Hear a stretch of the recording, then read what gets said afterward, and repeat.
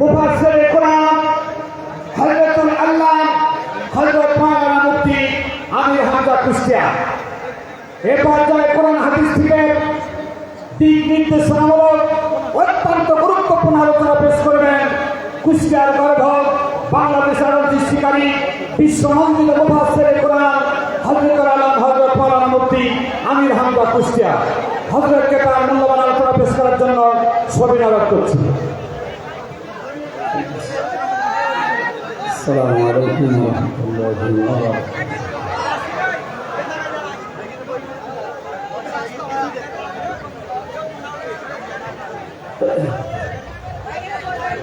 Again, please, right?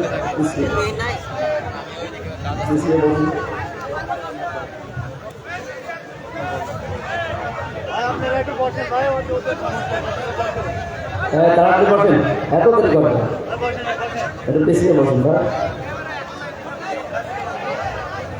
আলহামদুলিল্লাহির রহিমির Rahman আল্লাযী খালাকানা লিল ইবাদাতি ওয়াল জান ওয়া খাসানা বিত তাকরীমি বাইনাল হায়াওয়ান ওয়া নাশহাদু আন লা ইলাহা ইল্লাল্লাহু ওয়াহদাহু লা শারীকা লাহু শাহাদাতান মুসিলাতান ইলাল জিনান ওয়া নাশহাদু আন্না মুহাম্মাদান আবদুহু ওয়া রাসূলুহুল মাবউসু ফিনা বিল হুদা ওয়া দীনিল হাক্কি লিযুহহিরাহু আলাল আদিয়ান সাল্লাল্লাহু আলাইহি ওয়া আলা আলিহি ওয়া আসহাবিহিল কিরাম মা দামা শামসু ওয়াল কমারু বিজিরিয়ান والسماء رفعها ووضع الميزان فقد قال الله تعالى في كلامه المجيد وبرهانه التوحيد أعوذ بالله من الشيطان الرجيم بسم الله الرحمن الرحيم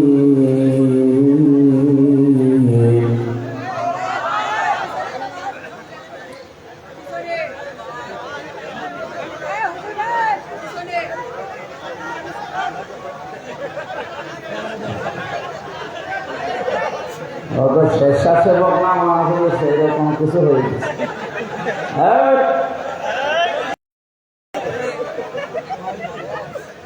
ঠিক আছে, পর্যন্ত হবে।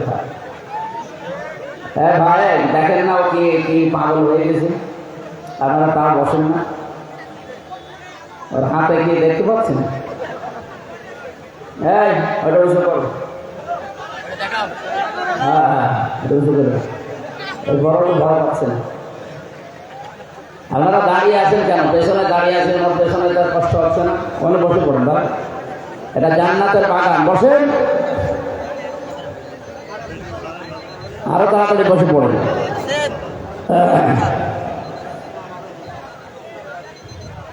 বিসমিল্লাহির রহমানির রহিম ইয়া আইয়ুহাল্লাযীনা আমানু দুখুলু ফিস-সিলমি কাফা ওয়া লা তাত্তাবিউ খুতুওয়াতিশ শাইতান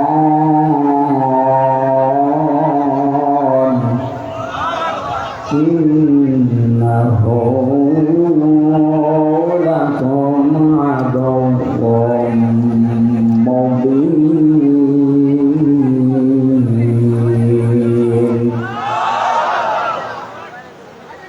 নড়াচড়া করবেন, যেভাবে শোনা দরকার ওভাবে শোনা। عن أبي ذر رضي الله تعالى عنه قال دخلت النبي صلى الله عليه وسلم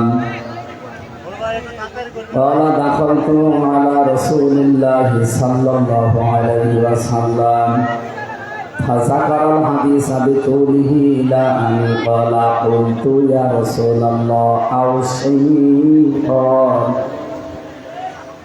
قال رسول الله صلى الله عليه وسلم أوصيك بتقوى الله فإنه عصيان لأمرك كله قلت زدني قال عليك بتلاوة القرآن وذكر الله عز وجل فإنه ذكر لك في السماء ونور لك في الأرض قلت زدني قال عليك بطول الصمت فإنه مطردة للشيطان وعون لك على أمر دينك قلت زدني قال إياك والضحك فإنه يميت القلب ويذهب بنور الوجه قلت زدني قال قل الحق وإن كان مرا قلت زدني قال عليك بطوله قلت زدني قال لا تخف في الله ولومة لائم قلت زدني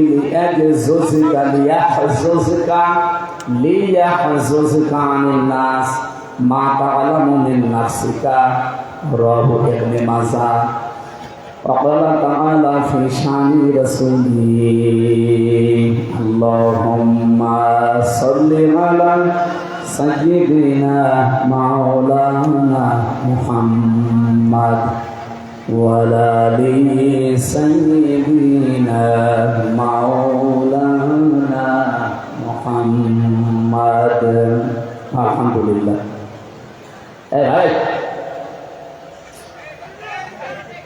দাঁড়িয়েছেন ভাই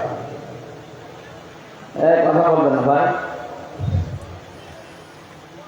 বাংলাদেশের ঐতিহ্যবাহী জেলা আমার প্রাণ প্রিয় এলাকা কুষ্টিয়া দৌলতপুর থানার অন্তর্গত হোসেনাবাদ বাজার হাই স্কুল ময়দানে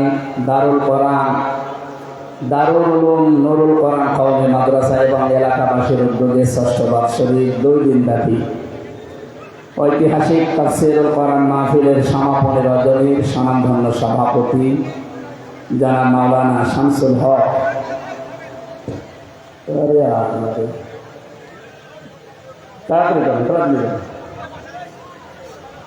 যাদের বসতে ভালো লাগে বসে, দাঁড়িয়ে ভালো লাগলে দাঁড়িয়ে থাক, কথা বলবেন।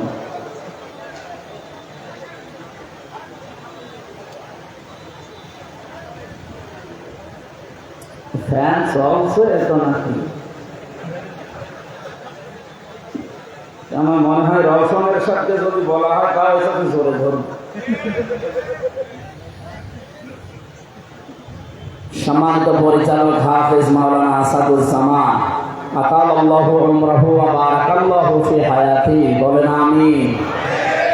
মাহফিলে এতক্ষণ যারা কথা বললেন, বিশেষ করে ইসলামিক চিন্তাবিদ বলিষ্ঠ কণ্ঠস্বর মাওলানা ইয়াসির আরাফাত জিহাদি, গতকাল এখানে যারা কথা বলেছিলেন বিশ্বনন্দিত মুফাসসির কোরআন ইসলামিক চিন্তাবিদ মাওলানা হাফিজুর রহমান সিদ্দিকী কুয়াকাটা, মাওলানা শাহীন মাহমুদ পটুয়াখালী সহ অন্যান্য ওলামা ইকরাম, বিশেষ মেহমান অনেকগুলো মানুষের নাম দিয়েছেন।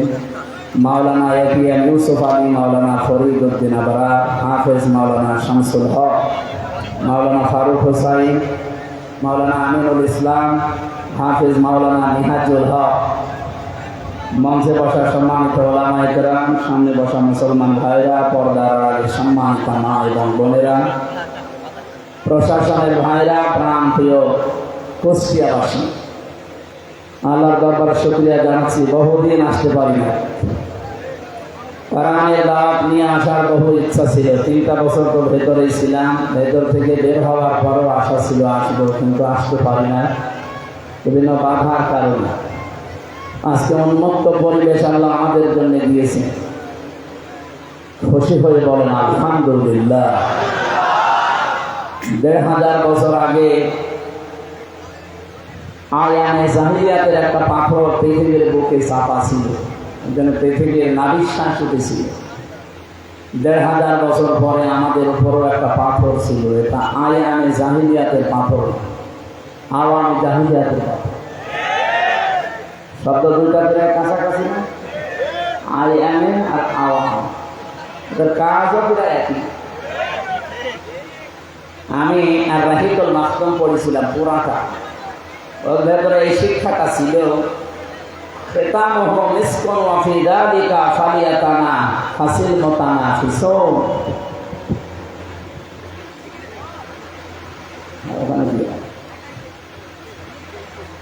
ওনারা ব্যাখ্যা করতে গিয়ে এই শব্দের খেতামুহু মিসকুন, তাফসীরে মুফাসসিরিন ইকরাম যে শব্দটা দিয়েছেন, এর আগে যে আয়াতের শেষের অংশ আছে, আর রাহিকুল মাকতুম এই শব্দ কোরআনের শব্দ। বিশ্বে প্রায় 7 পৃষ্ঠার উপরে এখন নবীজির জীবনের উপরে ধর্মীয় গ্রন্থ আছে, তার ভেতরে অথেন্টিক এবং সর্বোচ্চ পুরস্কার প্রাপ্ত আর রাহিকুল মাকতুম আল্লাহ সফিউর রহমানের লেখা।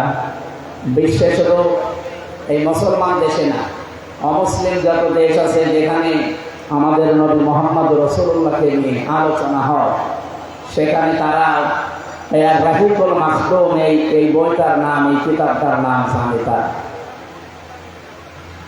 তো সেখান থেকে আমি কোট করছি, ওখানে লেখা আছে খেতামুহু মিসকুন ওয়া ফি যালিকা ফালিয়াতানা ফাসিল মুতানাফিসুন। এটা ঢাকনা দিয়ে ঢাকা আছে। আমি জাদুহু মিন তাসনিম, এই তাসনিম শব্দটার ব্যাখ্যা করতে গিয়ে যারা লেখক, বিশেষ করে যারা তাফসীর লেখে, তারা লিখেছে জান্নাতে যে পানি আল্লাহ জান্নাতি বান্দা বান্দীদেরকে খাওয়াবেন, সেই শরবত বা পানি ঢাকনা দিয়ে ঢাকা থাকবেন, যেটা আজ পর্যন্ত খোলা হয়নি। যে জান্নাত পাবে ওখান থেকে খাবার সময় ঢাকনা খুলে খাওয়া লাগবে, এর আগে এখনো পর্যন্ত ওই ঢাকনাকে বলে। ওটা তাসনিমের গুণাগুণের ভেতরে আমরা কয়েকটা গুণাগুণ দেখলাম। 1 নম্বরে, ওটা যদি কেউ ধরে পান করে, সঙ্গে সঙ্গে তার চেহারার ভেতরে নূর চমকাবে, তার চেহারার উজ্জ্বলতা বেড়ে যাবে এবং এক এক সময় এক এক রকমের স্বাদ তার মুখের ভেতরে সে খেতেই থাকবে। পৃথিবীর কোন খাবার আছে যে একবার খেলে এক স্বাদ, আর একবার খেলে আরেক স্বাদ? এরকম খাবার আছে? আমি পাইনি। আমার এই ছোট বয়সে বিশ্বের কতগুলো দেশে ঘুরে আসলাম, আমি 220 প্রকার পর্যন্ত খাবার এক হোটেলে পেয়েছিলাম। আপনি জীবনে নামও শোনেন, আমিও শুনছিলাম না, ওই শুনে আসলাম কত রকমের খাবার এখানে তৈরি হয়, 220 প্রকার। বাংলাদেশে এক জায়গায় পেয়েছিলাম 180 প্রকার খাবার রান্না হয়, গাজীপুরের কাপাসিয়া নিরিবিলি হোটেল। 180 প্রকার খাবার আপনি কি রান্না করেন? আপনি হোটেলের মালিক কোম্পানিয়া ওই এসে বলছে, হুজুর এইটা খান। কি এইটা? কাঁঠালের পাতা ভর্তা। তো ছাগলে খান, কাঁঠালের পাতা ভর্তা এ আমাকে একটা খাবার, বাঁশের পাতা ভর্তা এও খাবার, জামের পাতা ভর্তা এও খাবার। এইভাবে তৈরি করে 180 প্রকার। আর থাইল্যান্ডে পেয়েছিলাম 220 প্রকার, কাঁকড়া মাকড়া সব দেয়, যেগুলো আমরা অন্তত ঘৃণা করি, খেতে চাই না, এইরকম জিনিসও। তার দাম কি? বাংলাদেশের টাকায় কমপক্ষে 22,000 টাকা হবে কাঁকড়া। উন্নত জাতের কাঁকড়া তারা নাকি প্রতিপালন করে, সাগর থেকে নিয়ে আসে, ওটা ফ্রাই করে দেয়। ওরা বলে যে হুজুর খুব স্বাদ, সাদা তো দেখলে আমার ঘৃণা করে। আমার মেয়েরে আমি ভিডিও কলে দেখাচ্ছিলাম, আমার ওই 4 বছর যেটা, ও দেখে বলছে বাবা কি এমন কাঁকড়া, তুমি যদি দেশে আসো জীবনে তোমার মুখে আর তুমি খাবো না, কাঁকড়া খাও বাইরে। এই যে খাবারগুলোর পরে পরিবেশন করা হয় পানি, আমি দেখেছি এই পানিগুলো পৃথিবীতে সবচাইতে দামি যে পানি, নাম কি বলেন তো? দামি পানির নাম এখন তো তাই বলে, পৃথিবীর দামি পানির নাম বলছেন জমজম। 1 গ্লাস কয় টাকা নেবে? খুব বেশি হলেও না 100 টাকা দিলে আপনাকে 1 গ্লাস দিবে। এই পৃথিবীর 257টা রাষ্ট্র সবচাইতে দামি পানির নাম হচ্ছে একোয়া ক্রিস্টোলা। এই হাফ লিটার পানির দাম 700 গ্রাম। 700 গ্রাম পানির দাম এখন প্রায় বাংলাদেশের টাকা অনুযায়ী 55 লক্ষ। মুকেশ আম্বানির নাম শুনেছি? ভারতে ওর স্ত্রী নীতা আম্বানি এটা পান করে। প্রতিদিন অন্তত 3-4 লিটার করে তো যায়। আপনি হিসাব করে দেখেন তো, স্বর্ণের বার গুলিয়ে ওটা রিফাইন করে ভেতরে দেয়। এটা দিলে কয়েকটা উপকার আছে, সব উপকার এখানে বলা যাচ্ছে না। তার 2টা বলি। একটা, যৌবন ঠিক থাকে। 2 নম্বরে চামড়া জড়িয়ে যায় না। ও মহিলার বয়স কিন্তু অনেক, আমার মনে হয় আমার দাদির বয়সই হবে। তারপরেও দেখলে মনে হবে যে আমার ম্যাডামের বয়স।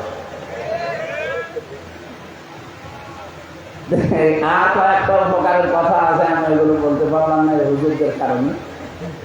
দেখা আছে তো এই মহিলা আমার মনে হয় মাঝে মাঝে যে যদি প্রতিদিন অন্তত 3-4 লিটার পানি পান করে, 3 কোটি 3.5 কোটি টাকার শুধু পানি খায়, আর বাকি যা খায় ওগুলো তো নাম বলা যাচ্ছে না, তো আরো দাম। এত দামি জিনিস এই মহিলা খেয়ে কয়েকটা উপকার পাচ্ছে। 1 নম্বরে বয়স বোঝা যায় না, বয়সের ছাপ ওই শরীরে ভেতরে পড়ে না, চামড়াগুলো জড়ো হয়ে যায় না, যৌবন ঠিক থাকে। বাকি আরো যে 2টা আছে বললাম না, আপনি একা একা আসবেন, আপনাকে বলবো, ওগুলো ঠিক থাকে। তো কি হচ্ছে, আমি যে কথাটা এখানে আপনাদের সামনে তুলেছিলাম, যেখানে যারা বসে আছে সম্মানিত ওলামা ইকরাম, সামনে বসা মুসলমান ভাইরা, পর্দার আড়ালের সম্মানিত মা এবং বোনেরা, প্রশাসনের ভাইরা, প্রাণ প্রিয় কুষ্টিয়াবাসী, এই কথাগুলো বলি না? বলেন বলেন। বড় আশা ছিল আমি দূরের জেলাগুলো বাদ দিয়ে আমার নিজের এলাকাগুলো একটু ঠিক করি। কারণ হাদিসের যতটুকু আমি জেনেছি বুঝেছি মানুষকে জানা, এতে কপালের ফের জালেমরা আসলে বলতে দেয় না। এই পৃথিবীতে আসলে শব্দটাই সমস্যা। এই তাফসীর ও কোরআন মাহফিল লিখে দিয়েছেন, এই শব্দটা জানে। মানে দেখেন, তাফসীর যেখানে লেখা নেই, অন্য কোনো শব্দ থাকলে জালেমদের কোনো সমস্যা হয় না। যত জায়গায় আপনি পাবেন তাফসীর ও কোরআন মাহফিল, কিছু না কিছু বাধা আসবেই, কিছু না কিছু ফতোয়া আসবে। অথচ কোরআন পড়ে আমি 2টা জিনিস অন্তত ক্লিয়ার হয়েছি, যে 2 জায়গায় কোনো ফতোয়াবাজি চলবে না। 2টা জায়গায় কোনো ফতোয়াবাজি চলবে না। এখানে ফতোয়া দেওয়া ঠিক নয়। দলাদলি করা, মতপার্থক্য করা, আলাদা আলাদা হয়ে যাওয়া হারাম। সেই 2 জায়গার এক জায়গা হচ্ছে কোরআনের কাছে। ওয়াতাসিমু বিহাবলিল্লাহি জামিআন ওয়া লা তাফাররাকু। সূরা আলে ইমরানের 103 নম্বর আয়াতের প্রথম অংশে আছে, আল্লাহ বলেন যে কোরআনের কাছে যখন আসতে বলবে তখন কোনো দলাদলি করবে না, কোনো ফতোয়াবাজি করবে না। এই জায়গায় আপনি সারা পৃথিবীতে দেখেন, যেখানে কোরআনের কাছে ডাক দেওয়া হয় সেখানে ফতোয়া বেশি। এখানে যদি ওরস শরীফ দিতে, এই জায়গায় যদি ইসালে সাওয়াব দিতে, এখানে যদি আপনি 63 দিন ব্যাপী যা হয় বাংলাদেশে বিভিন্ন নাম দিয়ে, আমি নামগুলো নিলাম না, এই নামে কিছু হলে কোনো বাধা হয় আমি দেখিনি, শুনিও। ইসালে সাহেব আজ পর্যন্ত বাংলাদেশে কোনো জায়গায় বাধা হয়েছে, আর ভারতে তো বাধা হয় না, কারণ ভারতে এটা নিয়ে চলে। এরপরে নওরস শরীফ হয়, খসরত শরীফ হয়, গোসল শরীফ হয়, ওরস মোবারক, ওরস শরীফ, যত রকমের শরীফ বলেন, মোবারক বলেন, কোনো জায়গায় বাধা হয়নি, আর আমি দেখিনি, শুনিও নি। শুধু একটা জায়গায় বাধা হয়, তাফসীরুল কোরআন মাহফিল লেখা থাকলেই বাধা হয়। এর আমি কারণ পেয়েছি এই শব্দের ভেতরে। যারা আরবি গ্রামার জানি, শব্দ ভাঙবে, এই শব্দের গোড়ায় চলে যাবেন। ফাসসারা ইউফাসসিরু তাফসীরান ফাহুয়া মুফাসসিরুন, এটা ভাবে সাররাফা ইউসাররিফু তাসরিফান ফাহুয়া মুসাররিফু। এই বাদ থেকে যে শব্দগুলো আমরা খাসিয়াত বের করতে পারি, এখান থেকে যে গুণাগুণগুলো বের হয়, তার বাংলা অর্থ দাঁড়ায় উন্মুক্ত করা, খুলে ফেলা, উলঙ্গ করা। ঢাকনা আছে, ঢাকনা তুলে ফেলা, এর নাম হচ্ছে তাফসীর। আপনি যদি পৃথিবীতে আমি এই ভাইয়ের বাড়িতে গেলাম, যে সালাম দেওয়ার পরে ওনার ছেলেটা বের হয়ে বলছে কি, আমার বাবা কই? বলছে বাবা কুষ্টিয়া আছে, আপনি পরে আসবেন। মানে এমন সুন্দরভাবে আমার সালামের জবাব দিয়েছে, কি ছেলে না মেয়ে বোঝা যাচ্ছে না। এখন যদি আমি নাম জিজ্ঞাসা করি তাও তো একটা ধোকায় পড়ে যাবে, কারণ এই দেশে অনেক ছেলে মানুষের নাম মেয়ে মানুষের নাম একই। কাউকে যদি বলে তোর নাম কি, ও যদি বলে মাহি, আপনি কি বুঝবেন? মহিলাও আছে, মাহি আছে, মাহিয়া মাহি। আপনাদের তো এর সাথে কোনো সম্পর্ক নেই। আর একজন আছে মাহি বি চৌধুরী, এটাও কিন্তু একজন মানুষের নাম, কিন্তু পুরুষ মানুষ। আগেরটা মহিলা, পরেরটা নাম বললে তো বোঝা যাবে না। এখন ওইটা আম্মু না আব্বু আমার কি বলে সালাম দিল, আঙ্কেল বলে, এখন কিভাবে বুঝবো আমি? ওর যে পায়জামা প্যান্ট পরা আছে এটা খুলে ফেলা লাগবে, এটা না করলে বুঝবেন। পায়জামা প্যান্ট আছে এটা খুলে ফেলেন, এখন আপনি টের পাবেন যেটা আম্মু না আব্বু। এইটা বাংলা অর্থটা আছে, বুঝে? আমাদের এই দেশে, এই পরিবারে, এই সমাজে, এই রাষ্ট্রে, এই পৃথিবীতে এখন অনেকেই বিভিন্ন আবরণ দিয়ে নিজেকে আড়াল করে রেখেছে। কেউ জুলুমের চাদর দিয়ে, কেউ শিরিকের চাদর দিয়ে, কি কথা বুঝতেছেন? কেউ বেদাতের চাদর দিয়ে, কেউ কুফরের চাদর দিয়ে নিজেকে আড়াল করে রেখেছে। যখনই আপনি তাফসীর করতে যাবেন ওইগুলো সব উন্মুক্ত হয়ে যাবে। পৃথিবীর মানুষেরা টের পেয়ে যাবে যে এটা তো জাতির সর্বনাশ করছে। এই জন্য এত বাধা দেয়। যারা জুলুম করে তারা চিন্তা করে আমার তো অন্তত আবরণ দিয়ে ঢাকা আছে, জুলুমের আবরণ, কেউ তো টের পাচ্ছে না। কোরআনে কারিমের তাফসীর করলে বুঝে ফেললে জাতি যে এটা জাতির সর্বনাশ করছে, এটা জুলুমকারী, তখন সোচ্চার হয়ে যাবে আমার বিরুদ্ধে। সুতরাং এইটা যেন বন্ধ হয় যে কোনো কায়দা। আর এই স্বভাব ছিল ১,৫০০ বছর আগে আবু জেহেল। কার? আল্লাহ রাব্বুল আলামিন বলেন, আল্লাযীনা কাফারু লা তাসমাউ লিহাদাল কুরআনি ওয়ালগাউ ফীহি লাআল্লাকুম তাগলিবুন। সূরা হামিম ২৬ নম্বর আয়াতে আল্লাহ জানিয়েছেন কাফেরেরা এই ফতোয়া দিয়েছিল। আপনি শব্দের দিকে খেয়াল করেন, আল্লাযীনা কাফারু, যারা কাফের তারা এই কথা বলেছিল, লা তাসমাউ লিহাদাল কুরআন, যা করবা পৃথিবীতে করো উন্মুক্ত তোমাদের জন্য, কিন্তু এই কোরআন শুনতে যেও না। মুহাম্মদ যেটা কোরআন দিয়ে বোঝাতে চায় এটা শোনা যাবে না, এটা শুনতেও দেওয়া যাবে না। প্রশ্ন আসতে পারে, শোনা যাবে না, শুনতে দেওয়া যাবে না, এই শব্দ কোথায়? এটা অলগাউ ফীহি, শুধু শোনা যাবে না এতটুকু না, কেউ যদি শোনার ব্যবস্থা করে হোসেন আবাদ, এটা কি করে বন্ধ করা যায় সেই ব্যবস্থা করা লাগবে। আর আমার মনে হয় আগস্টের ৫ তারিখের আগে হলে এটাও বন্ধ হয়ে যেত। কিভাবে বন্ধ করবেন? হয় ধৈর্য দিতে বলা যান, এলাকার পরিবেশ নষ্ট করে দেন, ভীতিপূর্ণ অবস্থা তৈরি করেন, ১৪৪ ধারা জারি করে দেন, অথবা এমন কিছু শর্ত দেন যেন কোরআনের মাহফিলের আয়োজন না করে।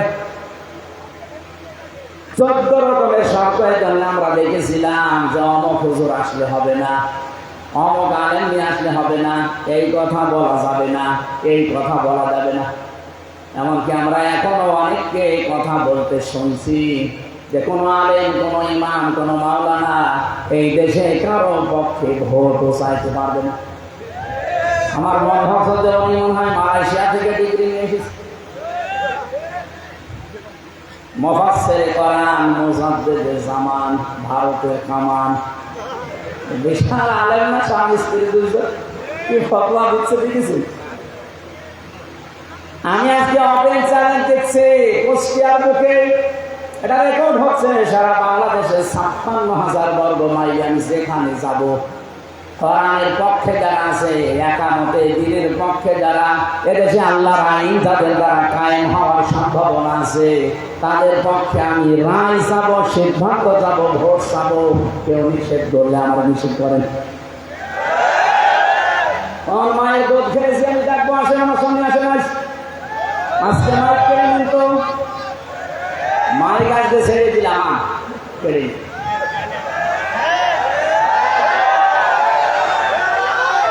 আগস্টের 5 তারিখের আগে দেশ আর নেই। এ দেশ এখন এপ্রিলের 23 তারিখ চলছে। আগস্ট আসতে আর কয়েক মাস আছে। আমার মনে হয় এই আগস্ট আসার আগে দেশে এখনো কিছু জুলুম আছে। এই জুলুমগুলো আমরা চাই যেন বন্ধ হয়। আগস্ট আসার আগে যদি এই জুলুমগুলো বন্ধ না হয়, আবার আগস্ট আসলে কিছু ঘটে যাবে। আমি নামগুলো নিতে পারলাম না। তার 1500 বছর আগে আবু জেহেল বেশ ভালোভাবে বুঝেছিল যে আমি যা করি, আমি যে চেয়ারে বসে আছি, চেয়ার তো অবৈধ চেয়ার। আর মোহাম্মদ যা বলতে চায়, ও বললে আমার চেয়ার টিকবে না। কারণ মোহাম্মদের কথা যদি সত্যি মানুষ বুঝে ফেলে, আমি যে নানা ভাবে চেয়ারে আছি, ধরে ফেলবে মানুষ।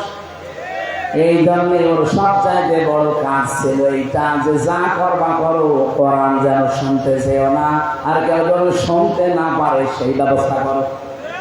আমার মনে হয় 1500 বছর পর আমি জাহিলিয়াত যুগ পার হয়ে আমি জাহিলিয়াত যুগ শুরু হওয়ার পর ঠিক তারাও বুঝেছিল যে দেশে হামজা কোরআন দিয়ে যা বলতে চাই, জনগণ যদি সত্যি এগুলো বুঝে ফেলে যে আমাদের চেয়ার থাকবে না।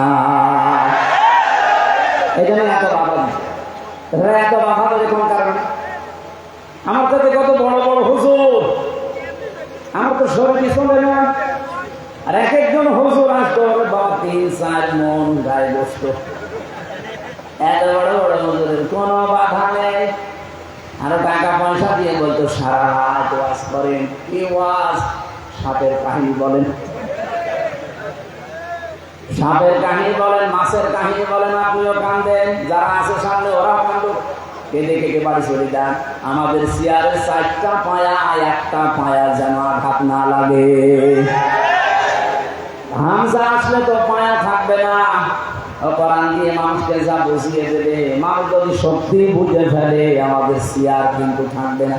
এই কারণে কারণ তারা নিজেদেরকে জুলুমের চাদর দিয়ে আড়াল করে রেখেছিল। অনেকে বেদাতের চাদর দিয়ে নিজেদেরকে আড়াল করে রেখেছেন। এটা আমার তাহেরি ভাই, ওদের প্রকাশ্য বেদাত করে, শিরক করে, ফতোয়া দেওয়া লাগবে। নিজে জিকির করছে আলী বাবা, শাহ আলী বাবা, কেল্লা বাবা, ফতে বাবা। আমি এক কথা জবাব দিচ্ছি, এদিকে তাকান। আল্লাহ যেটা পারে, এ পৃথিবীর অন্য কেউ পারে এই বিশ্বাস করার নাম হচ্ছে শিরক। আর শিরক যারা করে তারা মুশরিক। মুশরিক যারা মরে গেলে জানাজা যাইতাছে, কবর দিয়ে কাজ হবে, হবে। কবরে দেওয়ার সঙ্গে সঙ্গে আল্লাহ আগুন লাগিয়ে দেবে। লাহুম মিন জাহান্নামা মিহাদু ওয়া মিন ফাওকিহিম গাওয়াশ। ইলা আখির আয়াত। আল্লাহ পাক বলেন, ওদেরকে শুধু কবরে রাখতে দেরি হবে, কবরের নিচে আমি জাহান্নামের বিছানা বিছিয়ে দেব, আর উপরে আগুন লাগিয়ে দেব। ওয়াকাযালিকা নাজিজিজ যালিমিন। এটা আমি এই জন্য করব কারণ এটা জালেমদের শাস্তি। কুষ্টিয়াবাসী, আমি যেটা এ পর্যন্ত এসে বোঝাতে চাই, পৃথিবীর শিরককারী, বেদাতকারী, জুলুমকারী, কুফরিকারী, এগুলো সবই তারা নিজেদেরকে চাদর দিয়ে আড়াল করে রেখেছে। এরা তাফসীর শুনলেই ভয় পায়, কারণ ওরা জানে তাফসীর মানে খুলে ফেলা, উলঙ্গ করা, উন্মুক্ত করা। ঢাকনা দিয়ে ঢাকা আছে, ঢাকনা ফেলে দেওয়া। আমরা যতগুলো ঢাকনা দিয়ে নিজেদেরকে ঢেকে রেখেছি, কোরআনের তাফসীর যদি সঠিকভাবে করা হয়, একটাও টিকবে না। ওরা নিজেরাও জানে যে আমরা ভ্রান্ত পথে আছি। কথা বলে না কেন? ওরা নিজেরাও জানে যে আমরা ভুল পথে আছি, কিন্তু দুনিয়ার স্বার্থে তারা তো ছাড়তে চায় না। এই পৃথিবীতে আমরা 3টা প্রাণী দেখি, এরা কিন্তু দিনের আলোতে বের হয় না, কোনোদিন রাতের আধারে বের হয়। এই যে রাত এখন অন্ধকার হয়ে গেছে, যত বেশি অন্ধকার হবে দেখবেন তত বেশি ওরা রাতের বেলা বের হবে। পেঁচা, বাদুর আর চামচিকা, নাকি এলাকায় 3টা জিনিস রাতে বের হয়, বের হয়ে স্থির থাকে, মানুষের কলা নষ্ট করে। ফসল নষ্ট করে, পানির বরজ নষ্ট করে। কি কথা বলছে না কেন? দিনের আলো, সূর্যের আলো তাদের ভালো লাগে না, রাতের আধার তাদের ভালো লাগে। এই জন্য নামও দেখেন ডিজিটাল নাম, পেশা, বাদুর, সানসিকা। আমার মনে হচ্ছে ওর চেহারা এরকমই। কি কথা বলুন? যাদের নাম বললাম এটি একবার দেখলে আর একবার দেখতে মন চাবে। কি বলছিলেন এখান থেকে? দিনের আলো, সূর্যের আলো এদের ভালো লাগে না, রাতের আধার বেছে নিয়েছে ভালো লাগে এদের। এই কারণে এদের নাম ওইরকম। এই পৃথিবীতে যারা কোরআনের আলো, দিনের আলো, ইসলামের আলো যাদের সহ্য হয় না, ভালো লাগে না, এরা কিন্তু অন্ধকারের পথগুলো, বিশেষ করে জুলুমের, কুফরির, শিরকির, বেদাতের অন্ধকারের পথ বেছে নেয়। বেছে নিয়ে তো স্থির থাকে না, এই পথগুলো বিভিন্ন কায়দায় মানুষকে ক্ষতি করে। শিরিক দিয়ে মানুষের ঈমানগুলো ধ্বংস করে দেয়, বেদাতগুলো দিয়ে আমার আল্লাহর রোশানলে মানুষকে ফেলিয়ে দেয়, কুফরি দিয়ে মানুষের ঈমানটা নষ্ট করে ফেলে। সবচাইতে বড় বিষয় জুলুম। এই জুলুম করলে মানুষ আর হামসার টার্গেট থাকে না। জুলুম করলে সরাসরি মানুষ আল্লাহর মামলার আসামি হয়ে যায়। এটা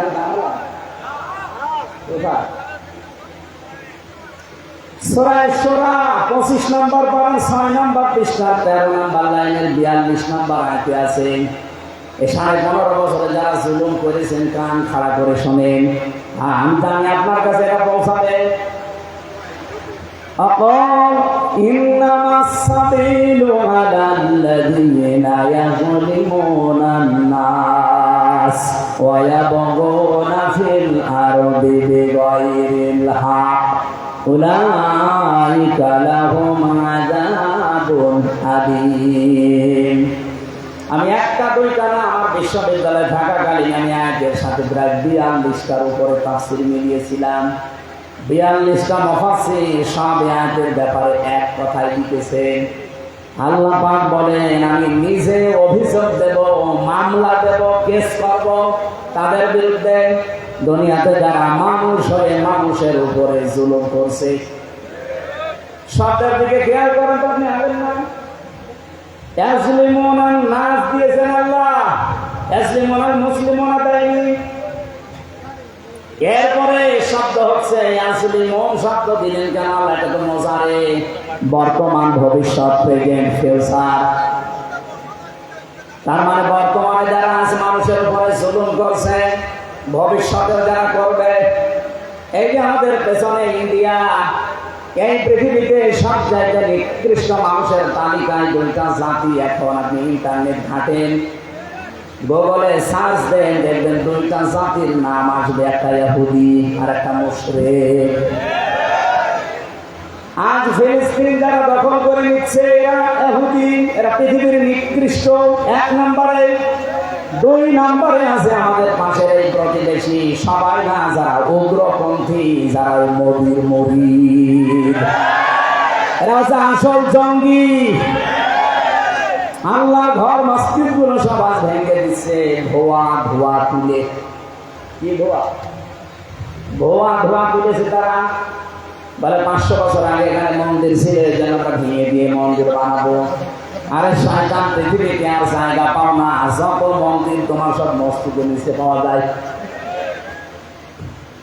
বিশ্বের মানুষের আজ দেখে মাটির নিচে কেউ তেল পায়, গ্যাস পায়, সোনা পায়, রূপা পায়। আর শয়তানরা মাটির নিচে শুধু পায় মন্দির। যেখানে সেখানে না, শুধু মসজিদের নিচে পায়। এটা তো বলে না, দৌলতপুর থানা হিন্দু নেই বলেন। আমরা আজ পর্যন্ত কোনদিন আওয়াজ তুলেছি যে এই দেশের যত মন্দির আছে 1000 বছর আগে এখানে আমাদের মসজিদ ছিল, আমরা ভেঙে দেব, তুলেছি? অথচ অলরেডি গতকাল যারা অলরেডি দাঙ্গা বাঁধিয়ে দিয়েছে। পৃথিবীর নিকৃষ্ট জাতিতে এখন ইহুদিদের উপরে চলে যাচ্ছে এরা। মুসলমানদের বাপ দাদা, আমাদের পূর্বপুরুষ যারা, তারা অর্থ করেছিল মসজিদ, মাদ্রাসা, খানকা, গোরস্থান, ঈদগাহ, এগুলো সব আজ অর্থ আইনটা বাতিল করে দিয়ে অবৈধ আইন তৈরি করে মুসলমানদের এগুলো সব তারা দখল করে নিচ্ছে। একটা হাদিস পড়ছিলাম আজকে, বিশ্বনবী জানিয়েছেন নবী রাদিয়াল্লাহু তাআলা আনহু قال قال النبي صلى الله عليه وسلم من ادعى ما ليس له فليس منا وليتبوأ مقعده من النار رواه মুসলিম। বিশ্বনবী বলেন ওই লোকটা কোন লোক, এ পর্যন্ত পরে নবী কিছু বলেননি। ওই লোকটা কোন লোক, যেই লোকের দখলে ওই জিনিস থাকার কথা না, জোর করে নিজের দখলে যদি ওই জিনিস সে নিয়ে নেয়, সঙ্গে সঙ্গে ফালাইসা মিন্না, সে আমার উম্মত থেকে বের হয়ে যায়। কি কিছু বুঝেছি না? বুঝুন, আমি আগে ব্যাখ্যাটা বলি। দেখেন, যেই জিনিস আপনার দখলে থাকার কথা না, ওইটা যদি আপনি নিজের দখলে নিয়ে নেন, সঙ্গে সঙ্গে আপনি রমির উম্মত থেকে বের হয়ে গেছেন।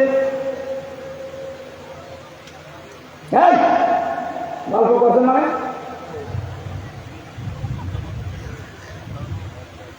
এদিকে তাকান, এই খুব গুরুত্বপূর্ণ বিষয়টা। 2 নম্বরের শাস্তি হচ্ছে ওয়ালিয়াতাবাওয়া মাকাদাহু মিনান নার, সে যেন জাহান্নামে নিজের স্থান বরাদ্দ করে নিল। আমি কি হাদিস বানালাম? এর ব্যাখ্যা কি হবে? এখানে আমি টেকাই 2টা বিষয় পেয়েছি।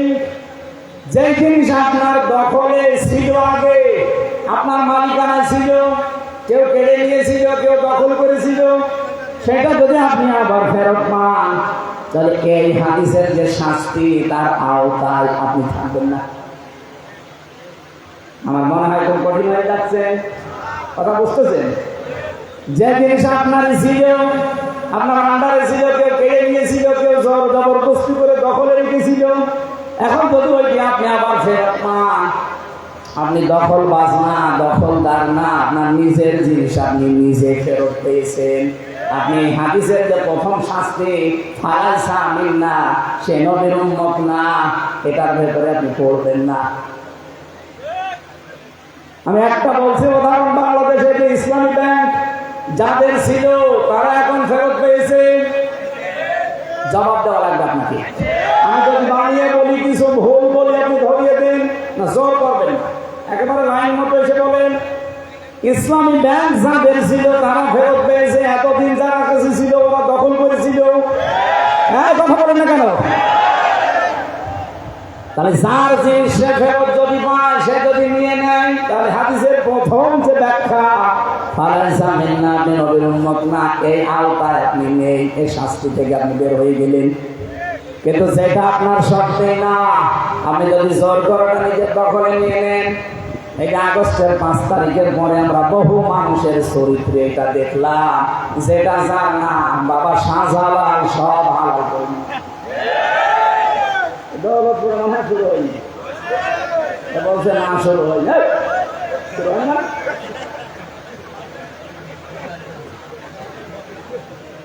হুজুর মনে হয় ওই বলে, বলছে না শুরু হয়নি, টপি কেটে দিলে তখন বলবে না শুরু হয়েছে। কত কিছু আমরা দেখতে পাচ্ছি আগস্টের 5 তারিখের পরে, কত কিছু মানুষ দখল করে নিচ্ছে, অথচ সেই জিনিস তার হওয়ার কথা ছিল না। কিছু বুঝেছেন? ঠিক আছে, খুব চালাক এলাকার মানুষ, এরা শহরের মানুষ তো। শহরের মানুষ দেখলে বাংলাদেশের মানুষ ভয় পায়, কারণ এরা মানুষ জবাই করে শহরের উপরে রেখে দেয়। অবশ্য ঠিক, আসতে পারে, রেকর্ড হচ্ছে। আমি আবার রিপিট করছি, কারণ এটা খুব দরকার। যেই জিনিস আপনার না, যদি জোর করে, জবরদস্তি করে, দখল করে, কায়দা করে, যে কোনোভাবে নিজের আয়ত্তে নিয়ে নেন, ওটা ফেরত দেওয়া লাগবে। ওটা যদি কেউ ফেরত না দিয়ে নিজের কাছে রেখে দেন, ওই অবস্থায় যদি মারা যান, আপনি নবীর উম্মত না। আর নবীর উম্মত যদি হয়ে না মরে, ওর জন্য জানাজা জায়েজ আছে, কবরে দেওয়া। তাহলে কে মরে যাচ্ছে, আমরা কেন জবাই করবো, কেন তার জানাজা দেবো, কবরে দেবো বলে? আজকে কুষ্টিয়ার একজন মারা গেছে, আমি নাম নিলাম না, অনেক বহু কিছু 15.5 বছরে দখল করেছিল। এখন অনেকেই তার দখলকৃত জিনিস এই মাস 9 মাসের ভেতরে তারাও বাবা শাহজালাল সব হালাল বলে আবার নিয়ে নিয়েছে। আমার মনে হয় এই ঝামেলায় পড়েছে, এই কারণে স্টপ করে আজকে পতন তুলেছে। আমি কমেন্টে দেখলাম মেসেজ বক্সে যে 100 জনের প্রায় 99 জন বলছে আলহামদুলিল্লাহ, ইন্না লিল্লাহ কেউ লেখে না। সে যাই হোক, আপনাদের নাম শোনার দরকার নেই, ফেরেশতারা জানলে আমি জানলে হবে। এরকম জীবন যারা সামনে কেউ গঠন না করে, তাও তো সে একটা পাঁতি নেতা ছিল। আরে পাঁতি যার পেছনে থাকতো সে যদি মরে যায়, আমার মনে হয় দেশে হিন্দুরা বলবে আলহামদুলিল্লাহ। এই জন্য তো তাড়াতাড়ি যেন তাদের মরণ না হয়, কারণ এখনই আলহামদুলিল্লাহ শুনতে আমরা রাজি না। রিমান্ডে আমার 10 দিনের ভেতরে 8 দিন আমাকে একটা প্রশ্ন করেছিল, সে লোকটা এখন জেলে আছে। তৌফিক ইলাহি না যারা উপদেশ ছিল, আর একজন ছিল ইয়াইসকে ইমাম সিরাজগঞ্জে। এই লোকটা মারা যাওয়ার পরে আমি দেখেছিলাম বহু মানুষ ইনবক্সে কেউ ইন্না লিল্লাহ লেখে না, লেখে সব আলহামদুলিল্লাহ। আমি তো মোবাইলও চালাই না ওইভাবে, আমি বুঝিও না ভালো। আমার শালাটা চালাইতো, ও শালা তো শালাই, ও লিখেছে আলহামদুলিল্লাহ। যেহেতু নামে আমার তো আছে মুফতি আমির হামজা কুষ্টিয়া, ওই শয়তান ওইটা লিখেছে। রিমান্ডে আমরা বলছে কেন আলহামদুলিল্লাহ লিখলেন? এই যে ঠিক সবই ঠিক আছে, কিন্তু লিখেছে আমার শালা। ওই শালার সব দোষ আমার ঘাড়ে। এই 10 দিন রিমান্ডের 8 দিন যে শাস্তি আমার দিয়েছিল, প্রতিদিন ওই একই রকম। আমার আগে একজনকে নিয়ে গেল, দেখলাম বাড়ি চট্টগ্রামে ছাত্র দলের এক ভাই, করে নিয়ে যে নখ তুলছিল। ওদের কাছে এমন একটা চেয়ার আছে, আমাকে দেখায়, আমাকে বসিয়েছিল কিন্তু আমাকে ঘোরায়নি, কিন্তু ওই ভাইকে বসিয়ে আবার ঘুরিয়েছিল। এরকম চেয়ারে বসিয়ে 2 ক্লিপ দিয়ে হাত আটকে দেয়, পা আটকিয়ে দেয়, গলার কাছে একটা যে কি লাগিয়ে দেয় রাবার, আপনি নড়াচড়া করতে পারবেন না। হঠাৎ একটা মেশিন নিয়ে আসবে, মেশিন আমি দেখেছিলাম হাতের কাছে পায়ের কাছে লাগিয়ে দেয়, এমনভাবে সেট করা মনে আছে যে আমার হাত দেখে বানিয়েছে। হাতের কাছে লাগিয়ে সেটা একটা সুইচ টিপ দিলে একবার এই নখগুলো খুলে সব চলে আসে। আর আপনি দেখেন এখন এই নখ খুলে কেমন ফিনকি দিয়ে রক্ত বের হয়। নখ খুলে গেলে যখন রক্ত ফিনকি দিয়ে আসে, তখন পাতলা মিহি ওই যে মোল্লা সল্ট ওটা শুকিয়ে দেয়। শুনতে কেমন লাগছে, যারা দিল কেমন লাগছিল তার। আমি মাটির নিচে ওই সময় হাওয়া করে চিৎকার করছে লোকটা, নিয়ে এসে আমার রুমে দিল। প্রত্যেকের রুম আলাদা, পাশের রুমে যে দেওয়া, মোটা মোটা রড দেওয়া, সব দেখা যাচ্ছে। দেখছি ফিনকি দিয়ে রক্ত বের হচ্ছিল, ওই জায়গায় লবণ দিয়েছে। তা মোটা লবণ দিলে তো হয়তো, পাতলা মিহি লবণ দিয়েছে। বলছে আমার একটা টিপ দিয়েছিল, শুনেছে এক টিপে নাকি 120 বার করে ঘরে ওই চেয়ারটা। 1 মিনিট পরে মনে হয় যেন 8-10টা পৃথিবী দেখতে পাচ্ছি। অবশ্য সুবহানাল্লাহ, দৌলতপুরের মানুষ তো দৌলতপুরের মতো। বলেন তো যে একটু হালকা বর্ণনা বললো তো আমার উপরে হয়নি, আমার সাথে ছিল তার উপরে একজন আলেম, আমার সাথে ছিল মুফতি ফখরুল ইসলাম। লোকটা শেষে এসে আমি 3 বছরের ভেতরে তার 1 বছর পেয়েছিলাম একসাথে। ডান্ডা বেড়ে গিয়ে 24 ঘন্টা ওই ফাঁসির কন্ডেম সেলের ভেতরে আমার রুমে দিয়েছিল। মাঝে মাঝে দেখি হাত পা শাট বাট হয়ে পড়ে আছে। কি ভাই আপনি এমন করেন? আমার বলছে হামজা ভাই, আপনার সাথে রিমান্ডে কি করেছে আমি জানি না, তবে আমার এই পায়ের ভেতরে হাত দিয়ে, সামনে লোহার ব্যারিকেড ছিল, ও লোহার ব্যারিকেডের সাথে হাত আটকিয়ে দিয়েছে হ্যান্ডকাপ দিয়ে। 2 মিনিট 5 মিনিট না, 3 বছরে ভাবে আটকে রেখেছে। 24 ঘন্টা। এটা মানুষের শুয়ে থাকে, এটাতে কত বড় নিয়ামত আমি জানি। 24 ঘন্টায় মাত্র 1.5-2 মিনিট সময় দিত টয়লেট করার জন্য। টয়লেট তো হয় না, তার সময় দিত মাত্র 1.5-2 মিনিট। সকালে কটা পচা ছোলা দিয়ে দিত, দুপুর বেলা 1 মুঠ ভাত দিত, তার মনে হচ্ছে কেউ মাখিয়ে দিয়েছে। আমি ওনারা বললাম আপনি 60 মাস হয়ে থাকেন, যদিও উনি 60 হয়ে মানে আমার আর জায়গা থাকে না, কারণ এদিকে 3.5 হাত, এদিকেও 3.5 হাত, থাকবো কি করে? উনি যদি 60 মাস হয়ে 5 হাত পা ছেড়ে দেয়, আমি থাকবো কোথায়? আবার সামনে টয়লেট দেওয়া, টয়লেটের আবার দরজা নেই, শুধু 1-1.5 হাত মতো একটা দরজা দেওয়াল দেওয়া আছে, বসলে দেখা যায় না, দাঁড়ালে দেখা যায়। তাও তো ভেতরে অবস্থা। আর ওদের কাছে যখন রিমান্ডে মাটি দিয়েছে, ওই জায়গায় এমন কঠিন টয়লেট আছে, কিন্তু টয়লেটের দরজা আবার খোলা রাখা লাগে, 1-1.5 হাত খালি দেওয়াল দেওয়া। এটা যুবক মানুষ আমরা বলেন তো, এরকম একটা মানুষের সামনে যদি ওইভাবে টয়লেট পোষাবো তো আসবে না। আলেমদের সাথে এই ব্যবহার করতে আমি নিজে সাক্ষী, নিজে দেখেছি। আর এখনকার এই শয়তানগুলোকে কোর্টে তোলার সময় ওদের আচরণ দেখেছেন, বলছে আবার সুযোগ পেলে সবাইকে দেখে নেব, ওই জায়গায় দাঁত মুখ খুলে ফেলা।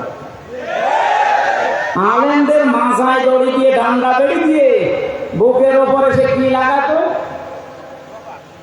না, এটা কি যেন আছে, বুলেট প্রুফ জ্যাকেট, মাথার ওপরে টুপি দিয়ে, মনে হচ্ছে যে কি নিয়ে যাচ্ছে, অথচ কিছু না।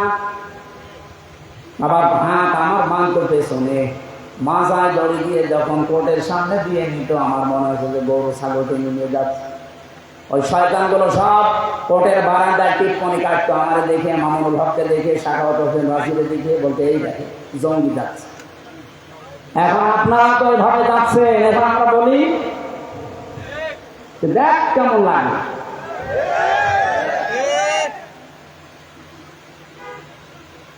মানুষ হয়ে যারা মানুষের উপরে জুলুম করে, আল্লাহর কসমে আয়াতের ফতোয়া হচ্ছে আল্লাহ নিজে তাদের বিরুদ্ধে মামলা দায়ের করবে। সুতরাং এই 15.5 বছরে যারা মানুষের উপরে জুলুম করেছে, আপনি কিন্তু হামজার টার্গেট না, আল্লাহর টার্গেট। আমি যদি মামলা নাও দেই, আল্লাহ নিজে আপনার বিরুদ্ধে মামলা দেবে। বাংলাদেশে বহু মানুষ আমি দেখতে পাচ্ছি, তারা আল্লাহর মামলার আসামি। আর 2 নম্বরে কি ছিল?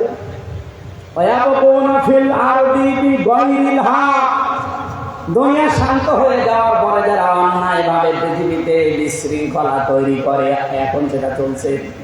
গতকালকে একটা আন্দাজে মিছিল বের করেছি, পুলিশ পিটিয়েছে।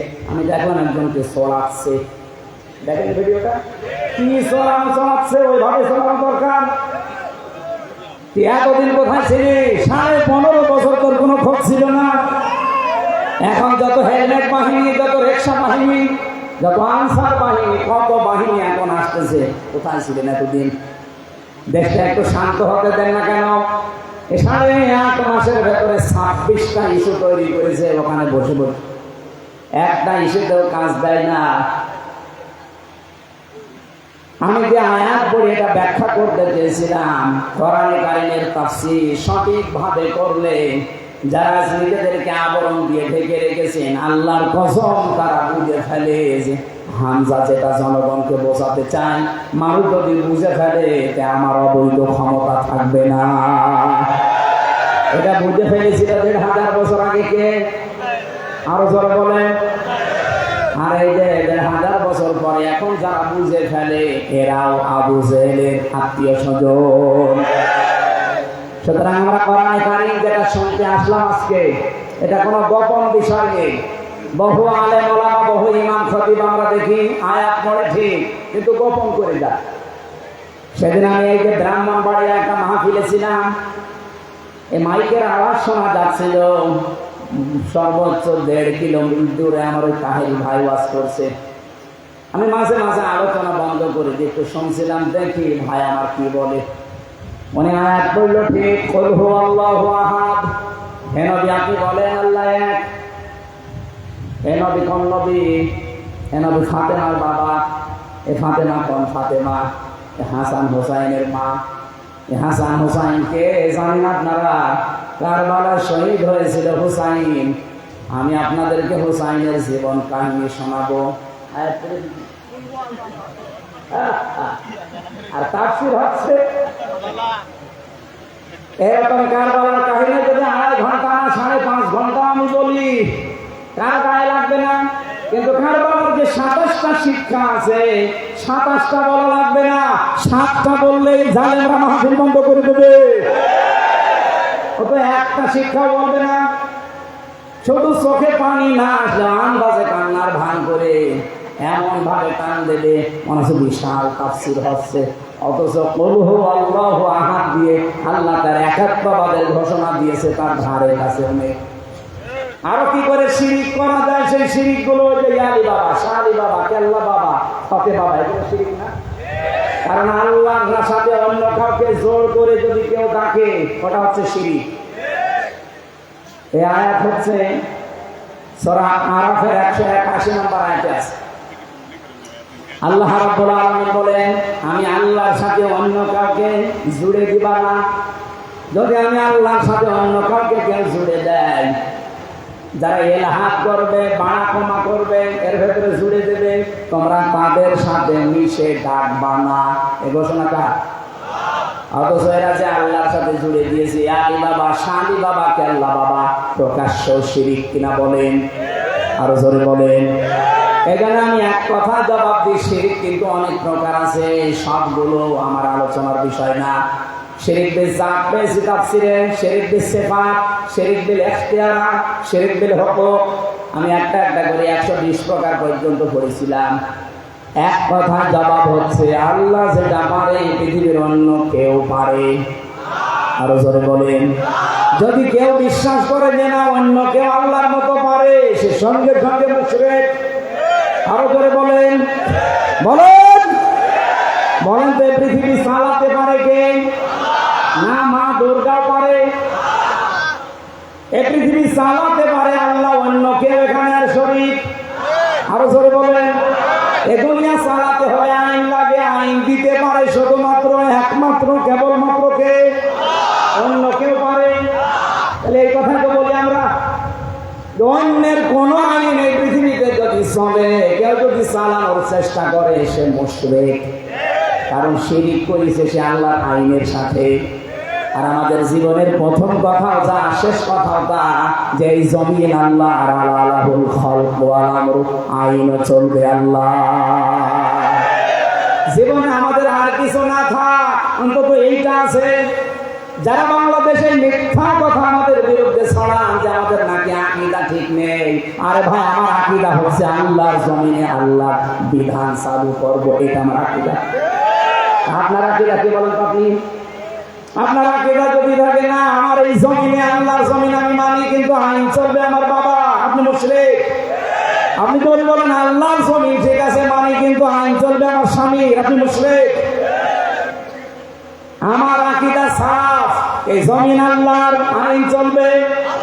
আরো জোরে বলেন। সুতরাং আল্লাহর এই জমিনে আল্লাহর আইন বাদে অন্যের আইন যারা প্রতিষ্ঠা করার জন্য দল করেন, আন্দোলন করেন, মিছিল মিটিং করেন, ভোট দেন, আপনি মুশরিক। আপনার সাথে আত্মীয়তা কোনো জায়েজ নেই।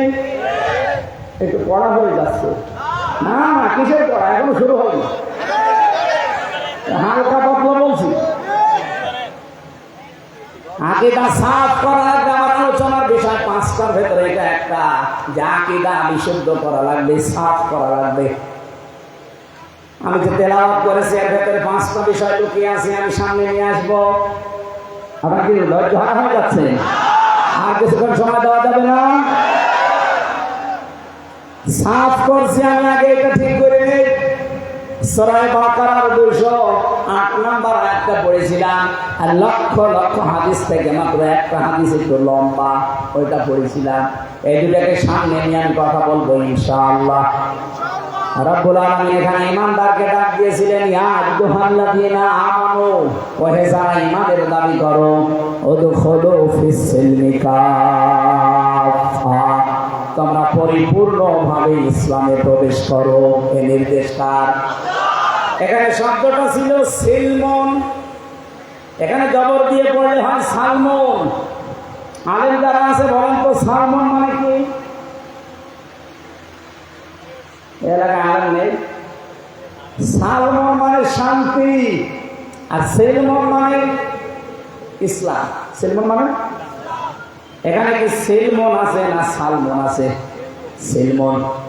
আল্লাহ পাক বলেন হলো বহু বচন, এটা সবাই মিলে প্রবেশ করো ফিসসিলমি, ইসলামের মধ্যে। কিভাবে করবা? কাফা, পরিপূর্ণভাবে। এখন আমাকে যদি কেউ প্রশ্ন করেন, হুজুর সারা জীবন আমি আয়াত শুনছি ইসলামে প্রবেশ করো, ইসলামে প্রবেশ করো পরিপূর্ণভাবে, ইসলামে পরিপূর্ণ প্রবেশ কিভাবে করে? কেউ যদি বলে আমি ইসলামে পরিপূর্ণভাবে প্রবেশ করতে চাই, তার কিছু আলামত পড়া কোরআনে আল্লাহ দিয়েছেন। আমি 9টা পেয়েছি, সামারাইজ করে 5টা বানিয়েছি।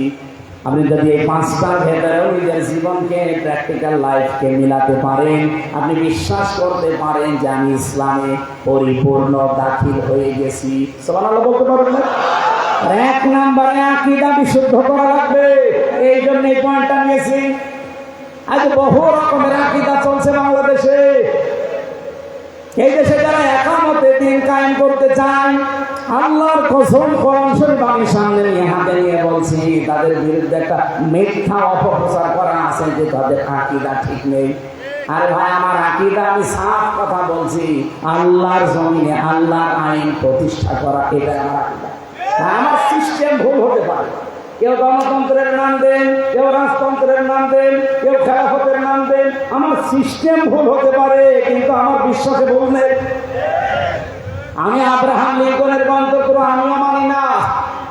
জনগণ সমস্ত ক্ষমতার উৎস, এই বিশ্বাস আমারও নেই। আপনার কি মনে হয় জামাত ইসলামের নিবন্ধন বাতিল করে দিয়েছে শুধুমাত্র তারা 71 সালে ভূমিকাটা খারাপ ছিল, এই কারণে তাদের নিবন্ধন বাতিল হয়েছে? জীবনও না। এ দেশ তো আর হাসিনা এতদিন চালিয়েছে ওনার স্বামী, ওনার নামে স্বামী যিনি, উনি এখানে যা বলেছে তাই হয়েছে দিল্লির প্রেসক্রিপশন অনুযায়ী। যারাই বলেছে যে ক্ষমতার উৎস জনগণ নয় আল্লাহ, তাদের নিবন্ধন বাতিল করে দিয়েছে। কারণ এখানে একটা প্রকাশ্য শিরিক লুকিয়ে আছে। আপনিও কালকে বলেন যে জনগণ সমস্ত ক্ষমতার উৎস, আমরা মেনে নিলাম, আপনারটা আজকে ফেরত দিয়ে দেবে। এই জন্যে তো বারবার বলছি, সংস্কার যখন আরম্ভ হয়েছে, 2732 জন মানুষ যখন অন্তত জীবন দিল, তাদের জীবনের মূল্য যদি দিতে চান, বাংলাদেশে বানানো সংবিধান যেটা শিরক কুফর দিয়ে ভরপুর করা, যতগুলো ধারা আমি পড়েছি, অধিকাংশ ধারা কোরআনের সাথে মেলে না। এই কোরআনে আল্লাহ একটা সংবিধান নামে সূরা দিয়েছেন, তার নাম ফুরকান। সংবিধান, আধুনিক অর্থ ফুরকান মানে সংবিধান। এখানে 77টা আয়াত আছে, 73টা ধারা আছে। আপনি তাফসীর বুঝে বুঝে পড়েন। পৃথিবীর কোন এলাকা যদি কেউ ভালো বানাতে চায়, মিনি জান্নাত তৈরি করতে চায়, এই 77টা আয়াতের 73টা ধারা ওই দেশে যদি কায়েম করে দিতে পারেন, ওই এলাকা মিনি জান্নাত হয়ে যাবে। আর আমরা ওইটা চাচ্ছি। সংস্কার আরম্ভ হয়েছে সেই 2024-এ 5 আগস্ট থেকে শুরু করে বারবার আহ্বান জানাচ্ছি যে সংস্কার করেন, তাড়াতাড়ি করেন। কেউ বলছে না সংস্কার লাগবে না, তাড়াতাড়ি নির্বাচন দেন। নির্বাচন কি করবেন? সংস্কার না করে নির্বাচন দিলে আগে যে দিনের ঘটনাতে হয়েছে তাই হবে। কারণ এই যে 1628 জন যারা দায়িত্বে আছে, এরা তো ওই মানুষগুলো, এই ডিসি সেই ডিসি, এই এসপি সেই এসপি, এই পিওনো সেই পিওনো, এই ওসি সেই ওসি। হ্যাঁ, কুষ্টিয়ার ডিসি গেছে কুমিল্লা, কুমিল্লাটা গেছে কুড়িগ্রাম, কুড়িগ্রামটা চট্টগ্রাম। এই পার্থক্য, মাল তো সব একই আছে। মাল এক নেই, খালি চেয়ার পাল্টি। চেয়ার পাল্টিয়ে কি হবে? মাল পাল্টান। খালি জিনিসপত্র গুলো পাল্টিয়ে যারা এতদিন কি বৈষম্যের শিকার ছিল 15.5 বছর, তাদেরকে নিয়ে এসে বসান। কালকে নির্বাচন আমরা মেনে নিচ্ছে, কোনো অসুবিধা নেই। এই জন্য বারবার সংস্কার চাচ্ছি, যে সংস্কার যখন সব জায়গায় চলছে, সংবিধান সংস্কার করে। এখানের ধারাগুলো ডক্টর কামালের আমাদের লিখা একটা নাস্তিক, ওর লিখা সংবিধান বাতিল করে দিয়ে কোরআনের সংবিধান, এখানে 92 জন মুসলমান 100 জনের আমরা বাস করি। আমরা কোরআনের এই 73টা ধারার সংবিধান চাই না। আরো জোরে বলেন চাই না। কারা কারা চান কোরআনের সংবিধান? দেখি।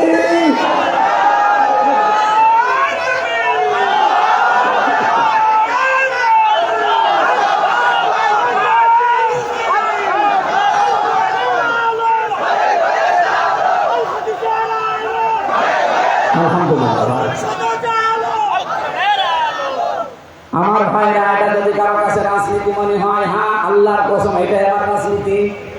এটা যদি কারো কাছে ধর্ম ব্যবসা মনে হয়, আল্লাহর কসম এটাই আমার ধর্ম ব্যবসা। এই আমার মরণের আগ পর্যন্ত আপনি সরাতে পারবেন না। আমি যে বিশ্বাস এনেছি আমার আকীদার ভেতরে এক চুল ভেজাল নেই। আমার আকীদা এইটা যে জমিন আল্লাহর আইন। এই আকীদা নেই আপনাদের? আপনার কি? আমি যেটা বললাম আকীদা আপনার আছে? যার নেই সে মুশরিক। কারণ আল্লাহ যেটা পারে ওইটা অন্য কেউ। ওই জমিন আল্লাহ বানিয়েছে, আইনও কিনে দেবেন। এর দলিল আছে সূরা আলে ইমরান 4 নম্বর পারা 9 নম্বর পৃষ্ঠা 3 নম্বর লাইনের 154 নম্বর আয়াতের মাঝে বসে কোন হুকুম নিয়ে একজন নিয়ে এসে তাফসীর নিয়া ইয়াকুলুনা হাল্লানা মিনাল আমরি মিন শাইইন ওয়ালিন্নাল আমরা কুল্লাহু লিল্লাহ। কারো ফতোয়া লাগবে না। জমিনে যদি কেউ প্রশ্ন করে যে আইন বানাতে পারি, আপনি বলেন না, আইন বানানোর ক্ষমতা কার? এই কথাগুলো বাংলায় বলতে গেলে আপনার কাছে রাগ হয়। আর এই আয়াত দিয়ে যে মাগরিবের নামাজ পড়ালাম, হ্যাঁ এই আয়াত দিয়ে মাগরিবের নামাজ পড়ালাম, কিছুই বলে না। যখন বাংলা বলছি বলা দিতে আমার মনে হয় আপনার এই আয়াত না পড়ে যদি গালি দিতাম, আপনি বলতেন হুজুর মনে হয় দোয়া করছে। না ভাই, পাগলামি করলে আর হবে না, সময় চলে যাচ্ছে। সংস্কার আরম্ভ হয়েছে, বারবার দাবি জানাচ্ছি। এখনো চোর মুক্ত হয়নি এই দেশ, এখনো ডাকাত মুক্ত হয়নি, এখনো আন্তর্জাতিক ষড়যন্ত্রের মোকাবেলা আমরা করতে পারছি না। পারবো? এইটা 73টা ধারা আপনি সংবিধানে সংশোধন করে দিন। দেখেন কালকে এই দেশ আল্লাহ নিজে রক্ষা করবে। আফগানিস্তান রক্ষা করছে না? কত বড় বড় পরাশক্তি সব বানিয়েছে। সবাই এখন পৃথিবীতে তাদেরকে আদর্শ মডেল মনে করছে, ধর্ণা দিচ্ছে। তারা সংবিধান বানিয়েছে কি দিয়ে? 56,000 বর্গ মাইল। এটা দিয়ে বানিয়ে দেন, রাজনীতির গন্ধ না খুঁজে এই কাজ করে। আল্লাহর কসম বাংলাদেশ মিনি জান্নাত হবে। কারণ এদেশের সব আছে। বাইরের দেশগুলোতে যে দেখলাম ওরা খালি 2টা কাজ করে, এখানে তারা দাঁড়িয়ে যায়। মালয়েশিয়া 2004 সাল থেকে দাঁড়িয়ে গেছে। ওদের একটা কাজ আছে, প্রথমে তারা পরিষ্কার পরিচ্ছন্ন খুব। 2 নম্বরে তারা খাদ্যে ভেজাল দেবে না, দুর্নীতি করবে না। যদি দেখে যে কোনো খাবারে ভেজাল দেওয়া আছে, ফরমালিন দেওয়া আছে, ঔষধ দিয়েছে, বিষ দেওয়া আছে, যদি ধরা পড়ে কোনো বিচার নেই, সঙ্গে সঙ্গে মেরে ফেলবে। এটা আজকে বাংলাদেশে 10টা করে দেখেন খাদ্যে ভেজাল দেওয়া ওর জীবনও সহজ হবে। আর খাদ্যে যদি ভেজাল না দেন, শরীরের ভেতরে ভেজাল খাদ্য ঢুকবে না, আপনার শরীর থাকবে নিরাপদ, রোগ থেকে আপনি মুক্ত থাকবেন। আমাদের দেশের রোগ সবগুলো বেশি হওয়ার পেছনে খাদ্যে ভেজাল আর এই যে জাতগুলো, এই যে বাতাসের ভেতরে যেগুলো উড়ে বেড়ায়।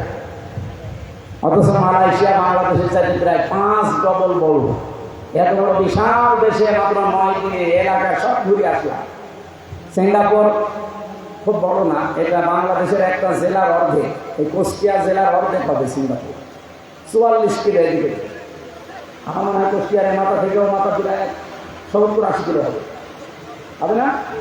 এই দৌলতপুরের একেবারে টেকানা থেকে শুরু করে ওই খোকসা একেবারে শেষ, ওই জানিপুর পর্যন্ত আপনি হিসাব করে দেখেন, পুরাটা 60-70 কিলো হয়ে যাবে।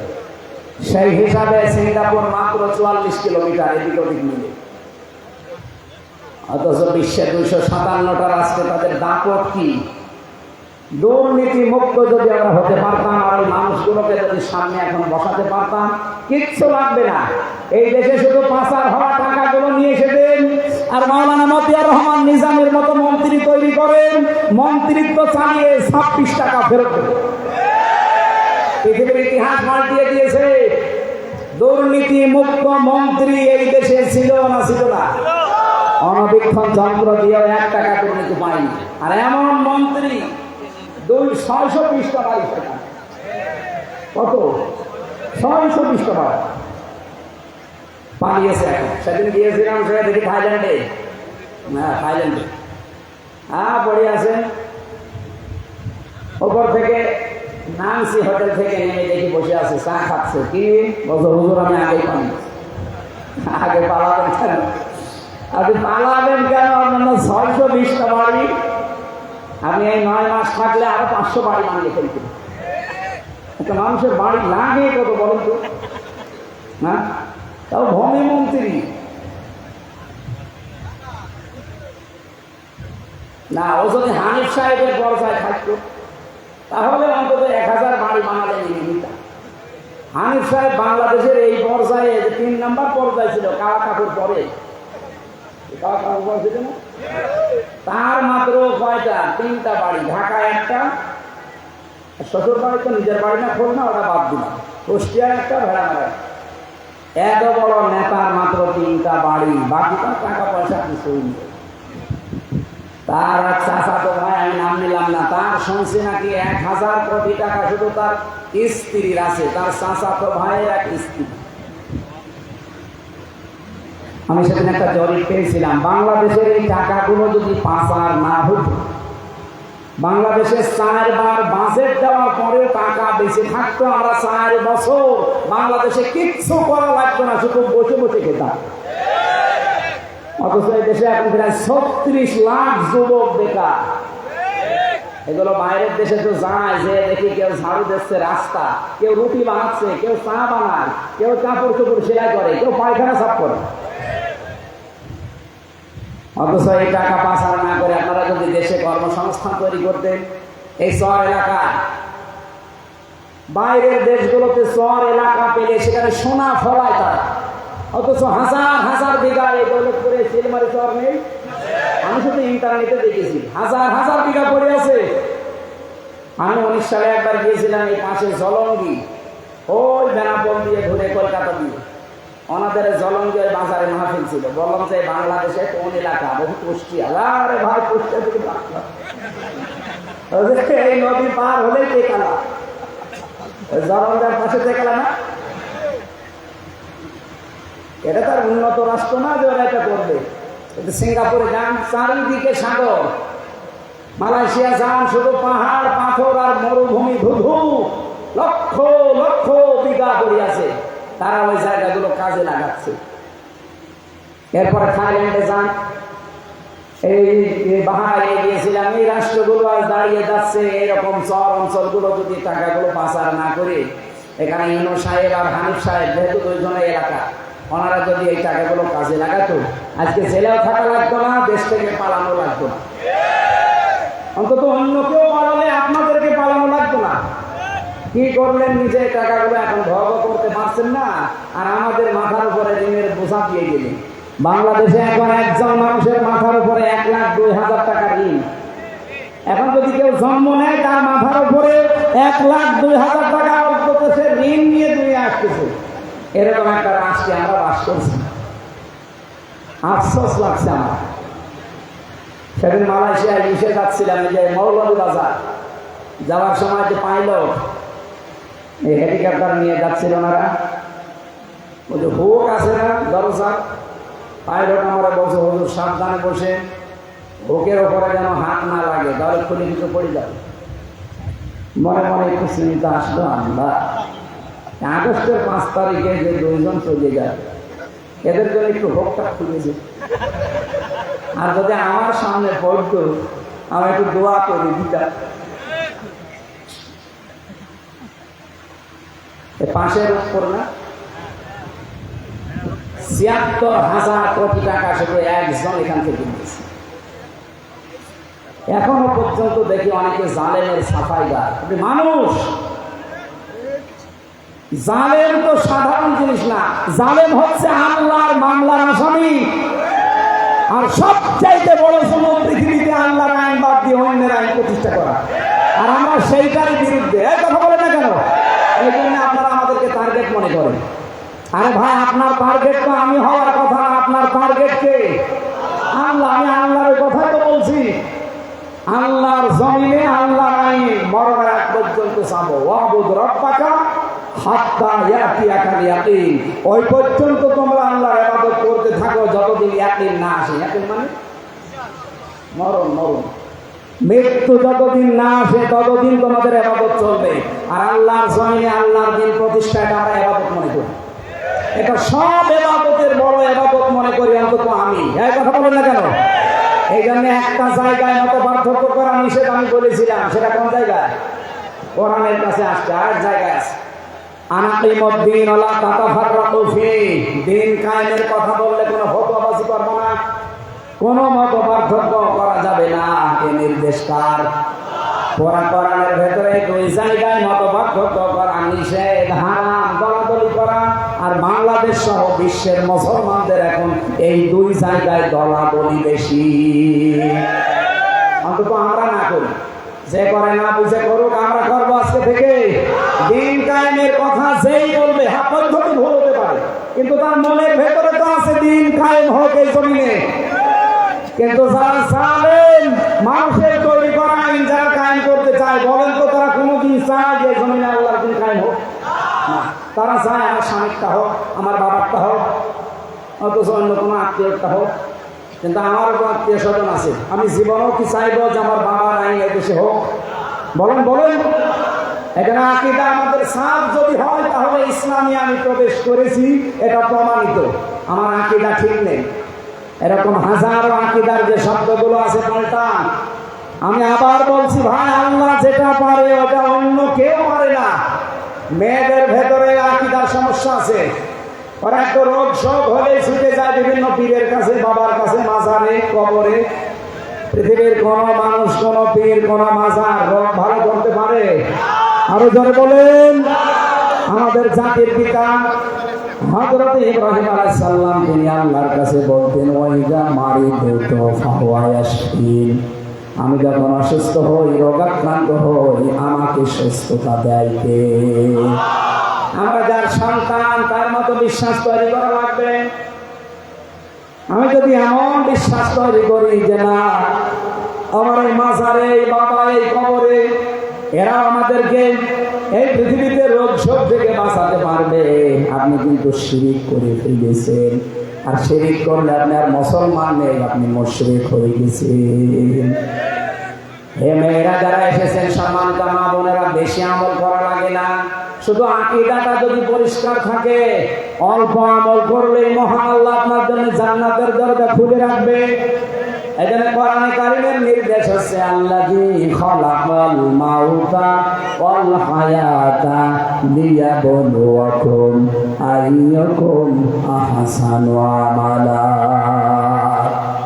আমি আল্লাহ তোমাদের মওত আর হায়াত সৃষ্টি করে দুনিয়ায় পাঠিয়ে দিলাম, আমি দেখতে চাই তোমাদের ভেতরে কে ভালো কাজ করে আসতে পারো। আল্লাহ কি বেশি কাজ চান না ভালো কাজ? বলেন বলেন। এখানে কাজটা যেন ভালো হয়, আপনি কম করেন। আপনার বিশ্বাস যদি সঠিক থাকে, কাজ বেশি করা লাগে না, অল্প কাজে আমলের জন্য যথেষ্ট হয়ে যাবে। বলেন সুবহানাল্লাহ। আমার ভাইরা, জাতির পিতা ইব্রাহিম নবী ৮৬ বছর পর্যন্ত বিয়ের পরে সন্তান হয়নি। একটা বারের জন্য কোনোদিন কোনো মাজারে, কোনো কবরে, কোনো বাবার কাছে তিনি দৌড়িয়ে যাননি। ৮৬ বছর বয়স পর্যন্ত অপেক্ষা করেছিলেন। আর প্রতিদিন তার দোয়া ছিল, রব্বি হাবলি মিনাস সলিহিন। বলেন আল্লাহু আকবার। আর আমরা সেই বাবার পিতার, সেই পিতার সন্তান দাবি করে কোন কারণে, কোন দুঃখে এই গোলাপ সার মাজারে যাবেন? বলেন। আপনি কি এমন বাবার সন্তান যে বাবা জীবনে কোনোদিন শিরিক করেনি? শিরিকের কিছু সামনে আসলে সঙ্গে সঙ্গে মুখ ফিরিয়ে বলতেন, ওমা আনা মিনাল মুশরিকিন, আমি কিন্তু মুশরিক না। আর সেই বাবার সন্তান দাবি করে আমরা শিরিকের ভেতরে গা ভাসিয়ে দেই। আমাদের বাবা ইব্রাহিম কত সতর্ক ছিলেন তিনি শিরিকের ব্যাপারে। প্রথমে তারকা দেখে বলেছিলেন, এটা আমার মনে হয় খোদা হবে, রব হবে। ফালাম্মা জান্না আলাইহিল লাইলু রাআ কাওকাবা। একটা একটা করে চন্দ্র দেখলেন, সূর্য দেখলেন, শেষে বললেন এটা হাজা আকবার, হাজা রব্বি, এটা আমার বড় রব। যখন দেখলেন এটাও ডুবে গেল মাগরিবের আগ দিয়ে, তিনি এবার চাঁদের লোককে সতর্ক করে হাত ওঠা করে ডাকলেন, ইন্নী ওয়াজ্জাহতু ওয়াজহিয়া লিল্লাযী ফাতারাস সামাওয়াতি ওয়াল আরদা হানিফা।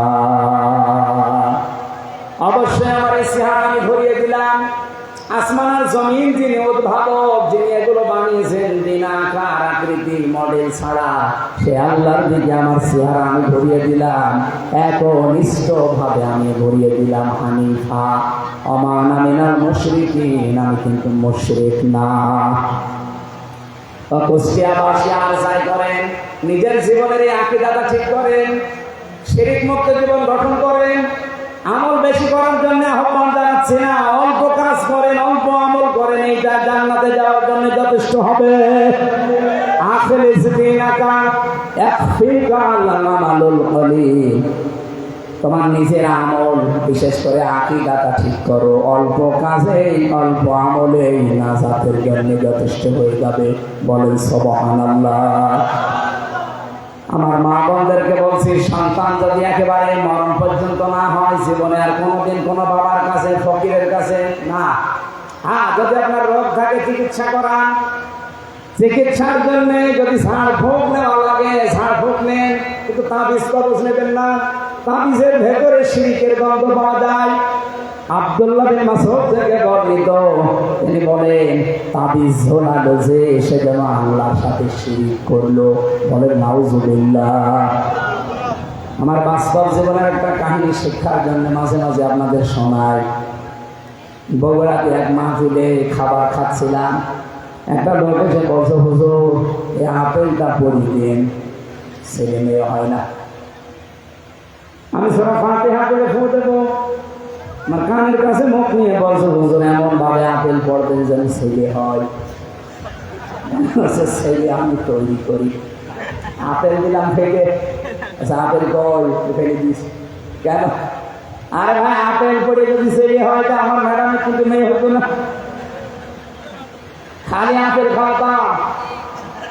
কি বিশ্বাস দেখিছে, মনে করলাম আমি রামজার দিয়ে আপেল পড়ালে এতদিন মেয়ে হয়েছে, এখন মনে হয় ছেলে হবে, ছেলেকে আমি ডাউনলোড করে দেবো। আকীদা সাফ করা লাগবে। কোন কিছু এই পৃথিবীতে আমার আল্লাহর হুকুম ছাড়া যেহেতু হয় না, আর আল্লাহ যেটা পারে ওইটা অন্য কেউ পারে না। সন্তান দিতে পারে কে? অন্য কেউ পারে? আরো জোরে বলেন পারে। রোগ ভালো করতে পারে কে? হ্যাঁ, ডাক্তারে পারে, পারে, ঔষধ এটা ওসিলা। কিন্তু সামান দুনিয়ার সব ডাক্তার আপনি যদি গলিয়ে খাওয়িয়ে দেন, জীবনও ভালো হবে না যদি আল্লাহর অনুমতি না থাকে। এই জন্য আবার বলছি, হাত জোর করে বলছি, হাতে পায়ে ধরে বলছি, কুষ্টিয়ার মানুষকে এমনি ভালোবাসি বেশি। আমি চাই না আমরা জাহান্নামে চলে যাই। খালি শিরক মুক্ত জীবন তৈরি করেন, আকীদাটা সাফ করেন, পরিষ্কার করেন, আপনাকে জান্নাতে কেউ বাধা দেবে না। আমি সারা দেশে কোরআনের কথা বলে বেড়াই, আর আমার নিজের জেলার লোক যদি শিরক করে, গোলাপ সার মাজারে যে, আর একটা কি সার মাজার আছে না, ঘোড়া গরু ভেড়া ছাগল সব মরে আল্লাহ বলি হয়ে গেছে। আমি কি করছি? কিসের ঘোড়া সার, কিসের হরিণ সার, সব বানানো। কবর খুলে দেখবেন কোন আল্লাহর বলি নেই, ওই ঘোড়া মরে গেছে বানিয়ে ঘোড়া সার বানিয়ে দিয়েছে।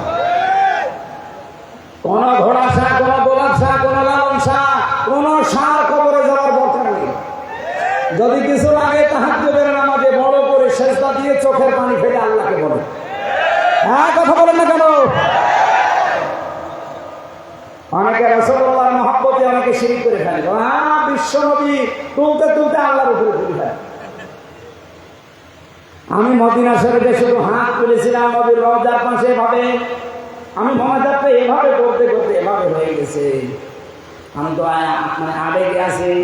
হঠাৎ পুলিশ সেখানে ছিল দাঁড়িয়ে, আমার হাতের উপরে লাঠি দিয়ে দিয়েছে, আস্তে করে নিত বাড়ি। হাত খুলে চোখ খুলে দেখছে পুলিশ। কি ভাই, ওনারা জিজ্ঞাসা করলাম আমার ভাষা দিয়ে আরবিতে, মেমা মুশকিলা। আমার বলছে মুশকিল তো আছে। কি মুশকিল, সমস্যা কি? ওর ভাষা দিয়ে আমার বলছে কেন আপনি এখানে চান? আপনার যদি কিছু লাগে যে নবীজির কাছে যাবেন কেন? আপনি তো যাবেন নবীজির মালিক যিনি। আপনার কিছু লাগলে আপনি যান, কাবা শরীফের দিকে মুখ করেন, আল্লাহর কাছে বলেন। একটা পুলিশ আঁকি ডাকি সাপ দেখেছেন। আর সেদিন নাটোর থেকে আসছিলাম, পুলিশ আমার গাড়ি থামিয়ে বলছে হুজুর দালান। কি গাড়ির সামনে যেমন নাম লেখা আছে দেখে গাড়ি দাঁড় করিয়েছে। কি হয়েছে? আমার কাগজপত্র দেখবে না, জামার বোতাম করে বসে হুজুর ফু দিয়ে দেন।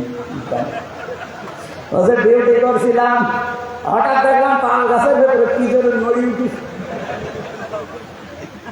তাল গাছের ভেতরে কি নড়ে উঠে ভয় পাই। ভয় তো এমনি পাইনি, কারণ আছে। কি কারণ বলবো? এটা কিছুক্ষণ আগে যিনি কথা বলছিলেন মাওলা ইয়াসির শেষের দিকে আমি আসার সময় বাক্যটা শুনলাম যে বিশ্ব নবী যেদিন নবুয়ত পাওয়ার পরে বাড়িতে এসেছিলেন, স্ত্রীকে ডাক দিয়ে বলেছিলেন সাম্মিলনি ইয়া খাদিজা। কি এর ভেতরে কিছু পেয়েছেন জীবনে? যে সাম্মিলনি ইয়া খাদিজা, হে আমার খাদিজাকে ঢেকে দাও, ভয় পেয়েছি। কি হযরতে খাদিজার সঙ্গে সঙ্গে 5টা কথা বলেছিলেন। প্রথমেই তিনি বললেন কাল্লা, কখনোই না, আল্লাহি, আল্লাহর কসম, লা ইউখজিকাল্লাহু আবাদান, কখনো আল্লাহ আপনাকে অপমান, অপদস্থ, ভয়, ভীতি। এখানে ইউখজি শব্দের শাব্দিক অর্থ প্রায় 33টা পেয়েছি। আপনি ভয় পাবেন না, দুশ্চিন্তা করবেন না। এই পৃথিবীতে কোনো ক্ষয় নেই, লয় নেই। কেউ আপনাকে ভীতি, ভয় প্রদর্শন করতে পারে না। আপনি দুর্বল হবেন না, হীনমন্য হবেন না, ছোট ভাববেন না। এতগুলো অর্থ আছে এর ভেতরে। কোরআনে কারিমের একটা আয়াত পড়ছি আমি আলেমদের জন্য, আলা তাহিনু ওয়ালা তাহজানু ওয়া আনতুমুল আ'লাউনা ইন কুনতুম মুমিনিন।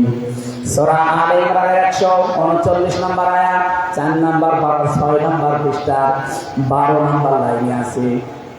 একটা আমি এর আগেও পড়েছি। দেখেন একটা নতুন তথ্য আছে। আল্লাহ বলেন হীনমন্য হবা না, ছোট ভাববা না, দুর্বল হবা না, ভয় পাবা না, চিন্তা করবা না। ওয়া আনতুমুল আ'লাউনা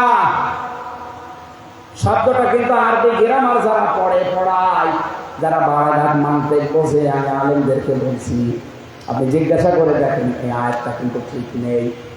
ওয়া আনতুম আ'লাউনা, এই শব্দটা যদি আ'লাউনা দিতেন, আলিফ লাম না দিতেন, তাহলে আরবি গ্রামার যেন ঠিক থাকতো। কারণ মুবতাদা সব সময় মারেফা হয় আর খবর হয় সব সময় নাকেরা।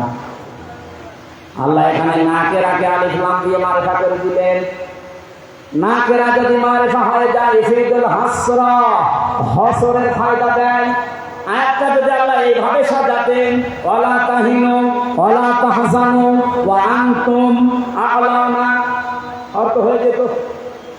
কিন্তু অর্থ হতো বাংলায় এই শেষে যে হর্ষাই আছে, তোমরাই বিজয়ী হবে। এই যে তোমরাই শেষে হর্ষাই আর বিজয়ী হবে শেষে হর্ষাই, এই দুইটা দেওয়া লাগবে না। তোমরা বিজয়ী হবে, বলে তো তোমরা বিজয়ী হবে আর তোমরাই বিজয়ী হবে। ইফেদুল হাসরা, হসরের ফায়দা দেয়, সীমাবদ্ধ হয়ে যায়। আল্লাহ রাব্বুল আলামিন বোঝাতে চেয়েছেন, হে নবী উম্মতদেরকে বলেন কোনো চিন্তা নেই, কোনো ভয় নেই, ছোট ভাববেন না নিজেদেরকে, হীনমন্য হবেন না, নিজেদেরকে কমজোরি মনে করবেন না, কখনো কোনো দুশ্চিন্তাগ্রস্ত হবেন না। অবশ্যই আপনারা বিজয়ী হবেন ইন কুনতুম মুমিনিন, যদি মুমিন হতে পারে। যদি ঈমানে ভেজাল থাকে তাহলে হবে না, যদি বিশ্বাসে ভেজাল থাকে হবে না। এজন্য আকীদাটা সব করে আমি আল্লাহ বলছি তোমরাই বিজয়ী হবে। এখানে এই জন্য আল্লাহ আমার আগে আলিফ লাম দিয়ে আল্লাহ নির্দিষ্ট করে দিয়েছেন, যদিও না কেরা এটা নির্দিষ্ট হওয়ার কথা ছিল না। নবীজিকে এখানে আল্লাহ নবীর স্ত্রী কথা বলতে গিয়ে শব্দের দিকে খেয়াল করে একটু দেখেন, কাল্লা আল্লাহি লা ইউখজিকাল্লাহু আবাদান। অথচ ওই সময় খাদিজা মুসলমান হয়নি, ওই সময় ঈমান আনেনি, উনি অতক্ষণ কিন্তু মুশরিক ছিলেন। উনি ওই সময় যদিও শিরক প্রচলিত করতেন না, কিন্তু ওই সময় তো ঈমান আনেননি। খাদিজাকে ওই সময় ঈমান এনেছিলেন। যখন নবীজি নবুয়ত পেয়ে আসলেন তখন মানে নিয়েছিলেন, আনেন না। প্রথমে তাকে সান্ত্বনা দিলেন, স্বামী কোনো ভয় নেই, কোনো চিন্তা নেই, ওই আল্লাহ কখনোই আপনাকে ভয় দেখাতে পারে না, আল্লাহর কসম। অনেকে মুসলমান বলেন বলেন, কসম কাটলেন কার নামে? কয়বার? 3 বার। কাল্লা প্রথমে আছে আল্লাহি, কাল্লা লা ইউখজিকাল্লাহু আবাদান 3 বার। এতটুকু বাক্যের ভেতরে হযরতে খাদিজা আল্লাহর নাম বললেন কয়বার? বলেন বলেন, কেন? এরপরে তিনি একটা একটা করে 4টা সুসংবাদ দিলেন স্বামীকে। ইন্নাকা লা তাসিলুর রহিমা, আপনি আত্মীয়তার সম্পর্কগুলো ঠিক রাখেন। একথা শুধু শুধু বলেননি, গ্যারান্টি দিয়ে বলেছেন। ইন্নাকা, আবার লা, ইন্না কা, এরপর আল্লাহ তাকিদ, অবশ্যই অবশ্যই আপনি আত্মীয়তার সম্পর্ক ঠিক রাখেন। সুতরাং পৃথিবীতে যারা রক্তের সম্পর্ক ঠিক রাখে তাদের কেউ ভয় দেখাতে পারে না। আপনি ভয় পান কিসের? ওই পুলিশ মনে হয় ওর আত্মীয় স্বজনের হক মেরে খেয়েছে, আত্মীয়তার সম্পর্ক রক্তের সম্পর্ক ঠিক রাখে নাই, এই জন্য তাল গাছের ভেতরে কি মেরে উঠেছে ওর ভয় দিচ্ছে। আপনি ট্রাকের চাকা বাস্ট হলেও ভয় পাবেন যদি রক্তের সম্পর্কগুলো আপনি ঠিক রাখতে না পারেন। আমি কথা বোঝাতে পেরেছি আশা করছি। এই জন্য আজকে থেকে আমাদের রক্তের সম্পর্ক যার সাথে আছে, আত্মীয় যদি দুর্বল হয়, গরিব হয়, সম্পর্ক ছিন্ন করা যাবে? বলেন বলেন, যাবে? বহু মানুষ আজ আমরা ছিন্ন করছি, কাদের কারণে? স্ত্রীর কারণে। বহু স্বামী এখানে বসে আছে, দেখতে ভালো মানুষ মনে হলে কি হবে?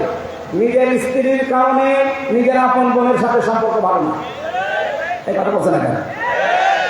সম্মানিত মা বোনেরা, শুধু নামাজ পড়ে রোজা রেখে কালো বোরকা পরে জীবন জান্নাতে যেতে পারবেন না। আপনার স্বামীর যদি আপনি চান যে বেশি দিন বেঁচে থাকা আমার স্বামী, তার সম্পদ তার সম্মান আরো বেড়ে যাক, আপনি সব সময় চিন্তা করবেন স্বামীকে দিয়ে যে তুমি যা করো করো, কিন্তু সম্পর্কগুলো ঠিক রাখো রক্তে। কিন্তু আজ 198টা পরিবারে আমার স্ত্রীর কারণে আর শাশুড়ির কারণে আমার নিজের বোনের সাথে ভাইয়ের সাথে সম্পর্ক রাখতে পারি না। এরকম মানুষ আছেন কারা? হাত তোলেন তো। এই আছে আছে। সম্মানিত মা বোনেরা, না আপনারা কুষ্টিয়ার মেয়ে, বাইরের জেলা থেকে এসেছেন যারা, তারা মনে হয় এগুলো করছে। আমার বলছে হ্যাঁ ঠিক, কুষ্টিয়ার মেয়েরা তো এত ছোট মনের না। সম্মানিত মা বোনেরা, আমি অন্য জেলার কথা বাদ দিলাম, পাশে মনে হয় পাবনা, রাজশাহী, এদিকে মেহেরপুর, চুয়াডাঙ্গা, রাজবাড়ি, চুয়াডাঙ্গায় নেই, ওটা বাড়ি চুয়াডাঙ্গা।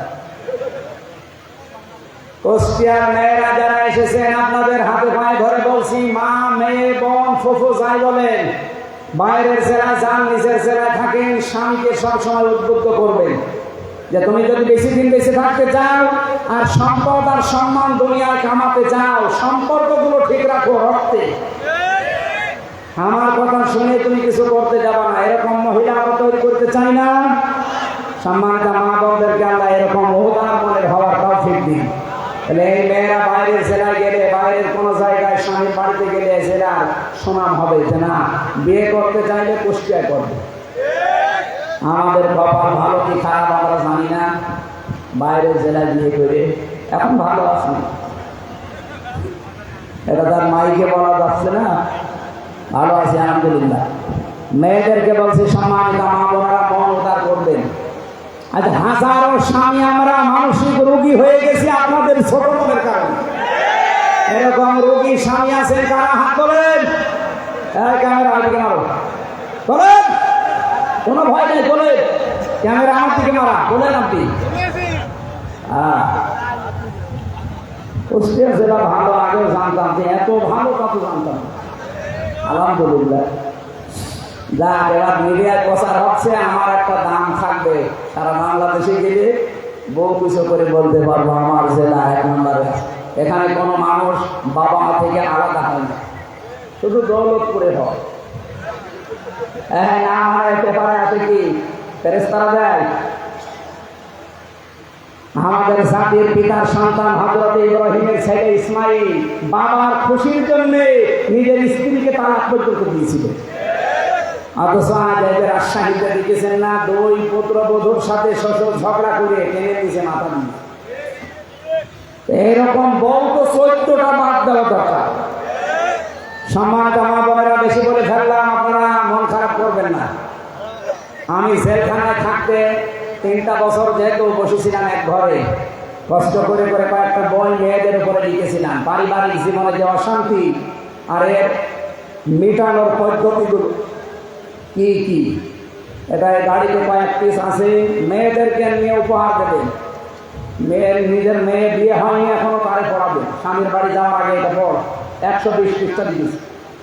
এরপরে নিজের বউকে পড়াবে, নিজের ফুফুকে দেবেন, নিজের মাকে পড়াবেন। ওই যে গাড়ি আছে সাদা গাড়ি, যাওয়ার সময় এটা নিয়ে যেয়ে ওদেরকে দেবেন। আর শিক্ষিত মানুষ যারা আছেন, বিশেষ করে 8, 9, 10, এরপরে ইন্টার ডিগ্রি যারা অনার্স মাস্টার্স করা, তাদের 60 নিয়ে একটা বই লিখেছি, ওইটা নিয়ে যাবেন শিক্ষিত মানুষরা। আরে ভাই, বই মানুষকে ঠকায় না, এগুলো পড়েন, আপনার জ্ঞান আরো বাড়বে, আল্লাহর কাছে আপনি সেজদা দিতে বাধ্য হবেন।